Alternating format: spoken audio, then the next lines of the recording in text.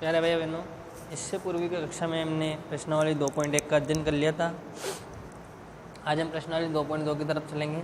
बहुत सिंपल सवाल है जो आपने पहले पढ़ रखे हैं, उसी तरह के सवाल हैं, ठीक है ना। एलसीएम और एचसीएफ के बारे में हमसे ज़्यादा से ज़्यादा जानकारी इस प्रश्नावली में हमसे मिलेगी, ठीक है ना। तो बहुत सिंपल सवाल है। पहला सवाल आपको दिया हुआ है कि निम्नलिखित संख्याओं को अभाज्य गुणनखंड के गुणनफल के रूप में व्यक्त कीजिए। पहले जो संख्याएं दी हुई है उनका हमको अभाज्य गुणनखंड करना है और फिर उनका अभाज्य गुणनखंड करने के बाद उनको गुणनफल के रूप में लिखना है। तो ये आपका सवाल है 468 का अभाज्य गुणनखंड किया, जो आपको आता ही है। 468 का अभाज्य गुणनखंड कर दिया हमने, क्या आया 2 इंटू 2 इंटू 3 इंटू 3 इंटू 13। अब दो कितनी बार आ रहा, 2 बार, इसलिए 2 की घात 2। 3 कितनी बार आ रहा, 2 बार, इसलिए 3 की घात 2 इंटू 13। कभी कभी सवाल 1 नंबर में छोटा सा सवाल पूछ लिया जाता है, पूछा गया है कि कोई भी संख्या दे देगा आपको कि 468 का अभाज्य गुणनखंड की घातों का योग लिखिए। 468 की अभाज्य गुणनखंड की घातों का योग लिखिए। तो ये कर दिया हमने, ये हो गया अभाज्य गुणनखंड। अब इसकी घातें, तो देखो यहाँ कितनी घात है 2, यहाँ कितनी घात है 2 और यहाँ कितनी घात है 1। तो 2 और 2 4 और 1 5, क्लियर। तो इसकी घातों का योग कितना हो गया 5। लेकिन जल्दी जल्दी में हम सवाल को गलत कर देते हैं। हम क्या करते हैं 2 और 2 4 और इसकी घात को नहीं गिनते हैं, जबकि इस पर भी कितनी घात है 1 घात। तो इसलिए 2 और 2 4 और 1 5। इस तरह के सवाल भी परीक्षा में पूछे जाते हैं, क्लियर। ये तो सवाल नंबर 1। सवाल नंबर 2 था 945 का अभाज्य गुणनखंड किया, ये आ गया, clear. 3 into 3 into 3 into 5 into 7। 945 बराबर 3 की घात 3 इंटू 5 इंटू 7। अभाज्य गुणनखंड आप सभी को आता होगा लगभग, ठीक है ना। अब आता है 140, वो 140 का अभाज्य गुणनखंड कर लिया, 2 इंटू 2 इंटू 5 इंटू 7। 140 2 की घात 2 तो 5 इंटू 7, क्लियर है। फिर 3825 का अभाज्य गुणनखंड किया। सबसे पहले 3 का दिया, फिर 3 का दिया, फिर 5 का दिया, फिर 5 का और फिर 17 का। 3825 बराबर क्या आया 3 इंटू 3 इंटू 5 इंटू 5 इंटू 17। 3825 बराबर 1 2, 3 की घात 2, 5 की घात 2 और 17, ठीक है। अब ये कह देंगे इसकी घातों का योग करो, तो इसकी घातों का योग क्या हो जाएगा 2 और 2 4 और 1 5, क्लियर। अगला सवाल है 20,570, वही इसका भी अभाज्य गुणनखंड कर लिया, तो क्या आ गया 20,570 बराबर 2 इंटू 5 इंटू 11 इंटू 11 इंटू 17। 20,570 2 अकेला है, 5 अकेला है, 11 की घात 2 इंटू 17। अब इसकी घातों का योग करने के कहते हैं, तो यहाँ भी घात 1 और इसकी घात 1, कितने हो गए 2 और 2 4 और इसकी एक घात कितने हो गए 5, क्लियर। ये था सवाल नंबर 1। अब चलते हैं सवाल नंबर 2 की तरफ, जो बहुत अच्छा सवाल है, परीक्षा में पूछा भी जाता है कि पूर्णांकों के निम्नलिखित युग्मों का मसा और लसा ज्ञात कीजिए और तथा सत्यापित कीजिए एचसीएफ इंटू एलसीएम बराबर पूर्णांकों का गुणनफल। ये एक तरह से आपके लिए सूत्र भी है, एचसीएफ इंटू एलसीएम बराबर पूर्णांकों का गुणनफल। बताऊंगा मैं आगे किस तरह से ये आपके लिए सूत्र है, ठीक है। सबसे पहले हमारे पास 96 और 404 दो संख्याएं दे दी, 2 पूर्णांक दे दिए। हमें सबसे पहले इनका एचसीएफ और इनका एलसीएम ज्ञात करना है। इससे पूर्व की कक्षा में हमने एचसीएफ ज्ञात करना सीखा था, विभाजन एल्गोरिथम से सीखा था। और अपन एक तरीका और है जो अपन पढ़ते आ रहे हैं, कक्षा 3 से ही पढ़ते आ रहे होंगे, कक्षा 3 4 5 6 7 8 9 और अब 10 में आ गए, ठीक है ना। तो पूर्णांक 2 पूर्णांक दे दिए, दोनों पूर्णांक लिख लिए, दोनों का अभाज्य गुणनखंड कर दिया, क्लियर। अभाज्य गुणनखंड आता है अपन सबको 96 बराबर 2 की घात कितनी है, डायरेक्ट लिख रहा हूँ अब 1 2 3 4 5, तो 2 की घात 5 इंटू 3, 404 2 की घात 2 इंटू 101। अब एलसीएम में तो हम क्या लेते हैं, बड़ी से बड़ी घात लेते हैं, बड़ी से बड़ी घात लेते हैं, और दोनों में नहीं आ रही हो वो संख्या भी लेते हैं, लेकिन घात कौन सी लेते हैं, बड़ी से बड़ी। और एचसीएफ में हम छोटी से छोटी घात लेते हैं और वो संख्या दोनों में आनी चाहिए। जैसे यहाँ है 2 की घात 5, 2 की घात 5 इंटू 3 और यहाँ है 2 की घात 2 इंटू 101। अब इसमें से 2 की घात 5 बड़ी या 2 की घात 2 बड़ी, एलसीएम निकाल रहे हैं, तो एलसीएम बराबर 2 की घात 5 बड़ी है, इसलिए 2 की घात 5 लिया। इंटू मैंने कहा कुछ भी नहीं छोड़ना है। अब यहाँ 3 यहाँ आ रहा लेकिन यहाँ नहीं आ रहा तो भी लेना है, 3 यहाँ आ रहा है यहाँ नहीं आ रहा तो भी लेना है, तो इंटू 3, और 101 यहाँ आ रहा है यहाँ नहीं आ रहा तो भी लेना है। अब 2 की घात 5 तो 2 into 2 into 2 into 2 into 2 into 3 into 101, इन सब का गुणा करा तो यहाँ 2 दूनी 4, 4 दूनी 8, 8 दूनी 16, 16 दूना 32, 3 का गुणा 101 से करा 303, इन दोनों का गुणा करा कितना आ गया 96, 96 आ गया। ये हो गया क्लियर, ये आ गया एलसीएम। अब एचसीएफ में मैंने क्या कहा, छोटी से छोटी घात और दोनों में आना चाहिए। अब यहाँ सिर्फ 2 ही ऐसी संख्या है जो दोनों में आ रही है, 3 यहाँ आ रहा लेकिन यहाँ नहीं आ रहा, 101 यहाँ आ रहा लेकिन यहाँ नहीं आ रहा, तो 3 को भी नहीं लेंगे और 101 भी नहीं लेंगे। अब 2 में भी कौन सा लेंगे, 2 की घात 5 नहीं लेंगे, क्या लेंगे 2 की घात 2। एलसीएम में तो बड़ी से बड़ी घात लेते हैं और दोनों में आना चाहिए, और एचसीएफ में छोटी से छोटी घात लेना चाहिए, और सॉरी एलसीएम में तो क्या लेते हैं कि बड़ी से बड़ी घात और एक भी संख्या को नहीं छोड़ते हैं।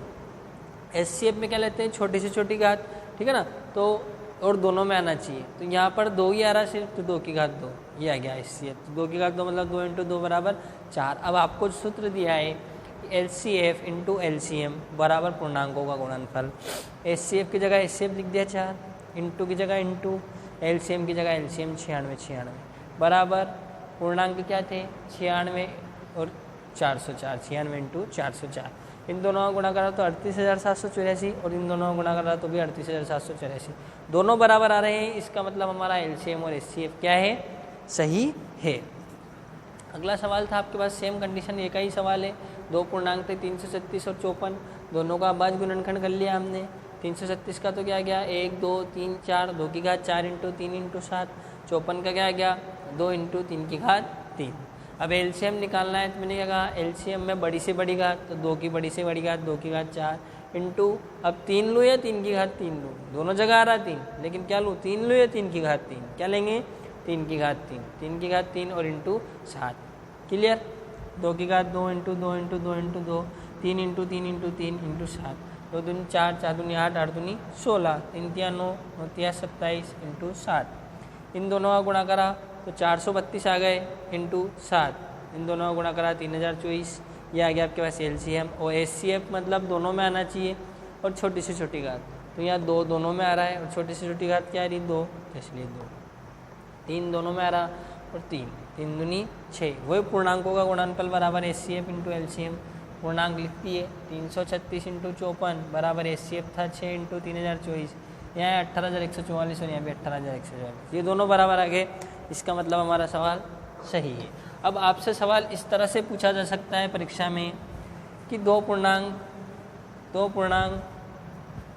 सवाल को सुनना, 2 पूर्णांक 336 और 2 पूर्णांक 336 और 54 का एलसीएम 3024 है, तो एचसीएफ ज्ञात कीजिए।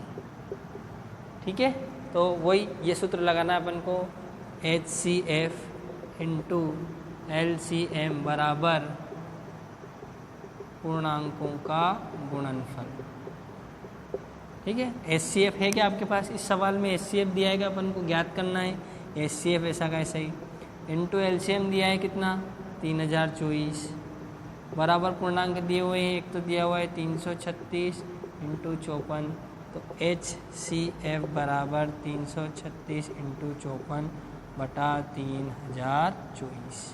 ऐसे इस तरह का सवाल परीक्षा में पूछा गया है, 3 से 4 बार पूछ लिया गया है, इस तरह से सवाल पूछा जाता है, इसलिए हमारे लिए एक तरह से सूत्र का काम भी करेगा। तो ये था अपने 2 सवाल। अब चलते अपन इसी के सवाल नंबर 3 की तरफ, चलते अपन अगले सवाल की तरफ। सवाल दिया है आपको 90 144, वही सबसे पहले 90 और 144 का अभाज्य गुणनखंड कर लिया, आ गया। फिर इसका एलसीएम ज्ञात कर लिया, एलसीएम का मतलब बड़ी से बड़ी घात, तो यहाँ 2 है और यहाँ 2 की घात 4 है, इसलिए 2 की घात 4 लिया, यहाँ 3 की घात तो यहाँ भी 3 की घात 2, 3 की घात 2 और ये 5, तो आ गया ये कितना 720, ये आ गया एलसीएम। एचसीएफ ज्ञात कर लिया छोटी से छोटी घात, तो यहाँ 2 यहाँ भी आ रहा और 2 यहाँ भी आ रहा, और 2 की छोटी घात 2 ही है, तो ये 2 इंटू 3 की घात 2 दोनों जगह आ रहा, तो 3 की घात 2, ठीक है। 5 यहाँ आ रहा लेकिन यहाँ नहीं आ रहा, तो लेंगे ही नहीं, तो ये एचसीएफ आ गया 18। पूर्णांकों का गुणनफल 90 इंटू 144, एचसीएफ था 18 और एलसीएम 720, इन दोनों का गुणा 12,960, इन दोनों 12,960, दोनों बराबर आ गए। ठीक है, अगला सवाल था हमारे पास, संख्याएं दी हुई थी, इनका अभाज्य गुणनखंड करके एलसीएफ और एलसीएम ज्ञात करना था। 12 का भाज्य गुणनखंड कर लिया, 15 का भाज्य गुणनखंड कर लिया, 21 का भाज्य गुणनखंड कर लिया। तो 12 का आया 2 की घात 2 इंटू 3, 15 का आया 3 की इंटू 5 और 21 का आया 3 इंटू 7। एलसीएम का मतलब बड़ी से बड़ी घात, तो 2 यहाँ आ रहा, यहाँ नहीं आ रहा, यहाँ नहीं आ रहा तो भी लेंगे, तो 2 की घात 2, फिर 3 यहाँ भी आ रहा, 3 की सबसे बड़ी घात 3 ही है तो 3, फिर 5 और फिर 7। ठीक है, इन सब का गुणा करा तो 420 आ गए। अब एचसीएफ में छोटी से छोटी घात और सब में आना चाहिए, तो सब में क्या आ रहा है, सिर्फ 3 आ रहा है, इसलिए 3 ही आ गया, एचसीएफ क्या आ गया 3। क्लियर। फिर 24, 15, 36, 24 का खंड कर लिया, ये आ गया 2 की घात 3 इंटू 3, 15 का खंड कर लिया 3 इंटू 5 और 36 का खंड कर लिया 2 की घात 2 इंटू 3 की घात 2। एलसीएम का मतलब बड़ी से बड़ी घात, तो 2 की घात बड़ी से बड़ी 2 की घात 3 ही है, तो 2 की घात 3 इंटू 3 की घात 2। ठीक है, 3 की घात 2 इंटू 5, 2 की घात 3 मतलब 8, 3 की घात 2 मतलब 9 इंटू 5, इन सबका गुणा करा तो कितना आ गया 360। और इसका एचसीएफ क्या आ रहा है 3, क्योंकि 3 यहाँ भी आ रहा है, यहाँ भी आ रहा है और यहाँ भी आ रहा है। क्लियर। फिर अगला सवाल तीसरा था 17, 23, 29। 17 में 17 का ही भाग जाएगा क्योंकि ये है एक अभाज्य संख्या, 23 में 23 का ही भाग जाएगा क्योंकि ये है एक अभाज्य संख्या, 29 में 29 का ही भाग जाएगा क्योंकि ये है एक अभाज्य संख्या। 17 बराबर 17, 23 बराबर 23, 29 बराबर 29। तो एलसीएम क्या आया 17 इंटू 23 इंटू 29 बराबर कितना आ गया 11,339। अब इसका एचसीएफ, अब ऐसी कोई संख्या नहीं जो तीनों में नहीं आ रही हो, तो इसका एचसीएफ क्या होगा 0? नहीं, इसका एचसीएफ क्या होगा 1। जब कोई भी एचसीएफ नहीं मिले आपको, कोई भी संख्या नहीं मिले, तो इसका एचसीएफ क्या हो जाएगा 1। फिर अगला था 6, तो 2 इंटू 3, 72 का खंड कर लिया, 120 का कर लिया, 6 बराबर आ गया 2 इंटू 3, 72 बराबर 2 की घात 3 इंटू 3 की घात 2, 120 बराबर 2 की घात 3 इंटू 3 इंटू 5। एलसीएम मतलब बड़ी से बड़ी घात, तो 2 की बड़ी से बड़ी घात 2 की घात 3, 3 की बड़ी से बड़ी घात 3 की घात 2 और 5 का 5। इसका 8, 9 इंटू 5, 8 9 72 इंटू 5 360। एचसीएफ क्या रहा छोटी से छोटी घात, तो 2 छोटी से छोटी घात और सब में आना चाहिए, तो 2 सब में आ रहा और सबसे छोटी घात 2 ही है, 3 सब में आ रहा और सबसे छोटी घात 3 ही है, 5 यहाँ आ रहा है, यहाँ नहीं आ रहा, यहाँ नहीं आ रहा, तो 5 को लेना ही नहीं है, 3 दूनी 6। इसी तरह से इसका करा 40 का आ गया 2 की घात 3 इंटू 5, 36 का आ गया 2 की घात 2 इंटू 3 की घात 2, 126 का 2 इंटू 3 की घात 2 इंटू 7। एलसीएम लेना है तो बड़ी से बड़ी घात, 2 की बड़ी से बड़ी घात क्या थी 2 की घात 3, 3 की बड़ी से बड़ी घात क्या थी 3 की घात 2, 5 का 5 ही था, यही सबसे बड़ा है, और 7 का 7 था। ठीक है, इन 2 की घात 3 मतलब 8, 3 की घात 2 मतलब 9 और 5 इंटू 7 35, 8 नंबर 72 इंटू 35, इन दोनों का गुणा करा 2520। एचसीएफ तीनों में आना चाहिए, अब तीनों में सिर्फ 2 ही आ रहा है, 3 यहाँ आ रहा है, यहाँ आ रहा है, लेकिन यहाँ नहीं आ रहा, 5 यहाँ आ रहा है, यहाँ भी नहीं आ रहा, यहाँ भी नहीं आ रहा, 7 यहाँ आ रहा है, यहाँ आ रहा है, यहाँ भी नहीं आ रहा। ठीक है ना, तो 2 की 2 तीनों में आ रहा था 2, और सबसे छोटी घात क्या है 2, एचसीएफ 2। 8 इन 9 25, 8 का हो गया 2 की घात 3, 9 का 3 की घात 2 और 25 का 5 की घात 2। एलसीएम क्या आ गया सबसे बड़ी घात 2 की घात 3, फिर 3 की सबसे बड़ी घात 3 की घात 2 और 5 की घात 2, तो आ गया 1800। एचसीएफ कुछ भी नहीं मिल रहा, तो कुछ भी नहीं मिल रहा, तो एचसीएफ क्या हो गया 1। ठीक है, ये था आपके पास सवाल नंबर 3। अब चलते हैं अपन सवाल नंबर 4 की तरफ, 4 को समझेंगे।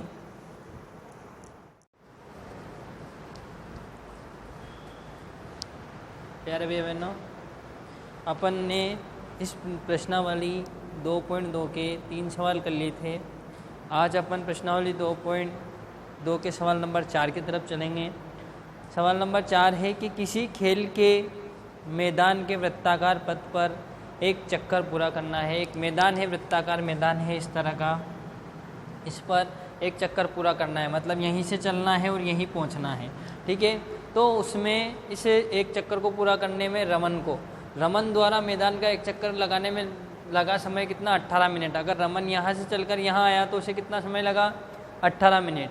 और इसी मैदान का चक्कर अनुप्रिया को लगाने में कितना समय लगा 12 मिनट। क्लियर। एक तो था रमन जिसको इस मैदान का चक्कर लगाने में लगा 18 मिनट, और अनुप्रिया इसको इस मैदान का चक्कर लगाने में लगा 12 मिनट। यदि दोनों एक ही स्थान से एक ही समय पर चलना प्रारंभ करते हैं, जैसे ये स्थान है, यहीं से रमन भी चल रहा और यहीं से अनुप्रिया भी चल रही, रमन की स्पीड कुछ कम है, अनुप्रिया की स्पीड थोड़ी ज़्यादा है। यदि दोनों एक साथ चल रहे हैं, दोनों अलग अलग नहीं चल रहे, दोनों एक साथ चल रहे हैं, तो ये दोनों वापस इस स्थान पर कितने समय बाद मिलेंगे। ठीक है, तो इसके लिए हमें इन दोनों का ज्ञात करना पड़ेगा एलसीएम। तो मैंने 18 का भाज्य गुणनखंड कर लिया, 12 का भी अभाज्य गुणनखंड कर लिया। 18 का आया 2 × 3 की घात 2 और 12 का आया 2 × 2 × 3 मतलब 2 की घात 2 × 3। एलसीएम का मतलब होता है बड़ी से बड़ी घात, बड़ी से बड़ी घात, तो 2 की बड़ी से बड़ी घात 2 की घात 2 और 3 की बड़ी से बड़ी घात 3 की घात 2, तो 2 की घात 2 मतलब 2 × 2, 3 की घात 2 मतलब 3 × 3, 2 दूनी 4, 3 तिया 9 9 चौक 36। तो दोनों का एलसीएम कितना है 36, मतलब रमन और अनुप्रिया प्रारंभिक बिंदु पर कितने मिनट बाद 36 मिनट बाद मिलेंगे। ये था आपका सवाल नंबर 4। अब आता है सवाल नंबर 5 कि एक संगोष्ठी रखी गई है। एक संगोष्ठी में हिंदी, अंग्रेजी तथा गणित में भाग लेने वाले प्रतिभागियों की संख्या। हिंदी में भाग लेने वाले थे 60, अंग्रेजी में भाग लेने वाले थे 84 और गणित में भाग लेने वाले थे 108। ये तीनों थे। हमें ज्ञात करना था यदि प्रत्येक कमरे में बराबर संख्या एक ही विषय के प्रतिभागी बिठाए जाएं तो आवश्यक कमरों की न्यूनतम संख्या ज्ञात कीजिए कि इन तीनों कक्षाओं के लिए न्यूनतम कितने कमरों की आवश्यकता हमको होगी। तो इसके लिए हमें इन तीनों का एचसीएफ ज्ञात करना पड़ेगा। सबसे पहले मैंने 60 का अभाज्य गुणनखंड कर लिया, फिर 84 का अभाज्य गुणनखंड लिया और 108 का अभाज्य गुणनखंड कर लिया। तो 60, 84 और 108 का एचसीएफ का मतलब होता है छोटी से छोटी घात और सब में आना चाहिए। तो यहाँ 2 की छोटी से छोटी घात 2 की घात 2 ही है, सब जगह आ रहा है, यहाँ भी आ रहा है, यहाँ भी आ रहा है, यहाँ भी आ रहा है। अब यहाँ रहा 3, यहाँ रहा 3, यहाँ रहा 3 की घात 3। तो ऐसा नहीं हो कि 3 की घात 3 ले लें, 3 की घात 3 बड़ी घात है, इसलिए छोटी घात लेंगे तो 2 की घात 2 × 3, 2 × 2 × 3, 2 2 4 4 3 12। तो एचसीएफ कितना आ गया 12। क्लियर, मतलब एक कमरा जो है उस एक कमरे में कितने न्यूनतम बैठेंगे 12 जने बैठेंगे। ठीक है, किसी भी एक विषय का अगर आप कमरा बना रहे हो तो उस कमरे में कितने बैठेंगे न्यूनतम 12। तो प्रत्येक कमरे में 12 प्रत्याशियों को बिठाया जा सकता है। एक कमरे में कितने प्रत्याशियों को बिठाया जा सकता है 12 प्रत्याशियों को बिठाया जा सकता है। तो आवश्यक न्यूनतम कमरों की संख्या तो 60 तो थे हिंदी के, 84 थे अंग्रेजी के और गणित के थे 108। इन तीनों को जोड़ के किसका भाग दे देंगे 12 के। तो हमें कितने कमरों की आवश्यकता होगी 21 कमरों की हमें आवश्यकता होगी। ये थी आपकी प्रश्नावली 2.2 जो आज हमने पढ़ी है। फिर मिलता है अपन अगली कक्षा में प्रश्नावली 2.3 के साथ। आप इन सवालों को करिए, समझिए, फिर मिलते हैं अपन। धन्यवाद।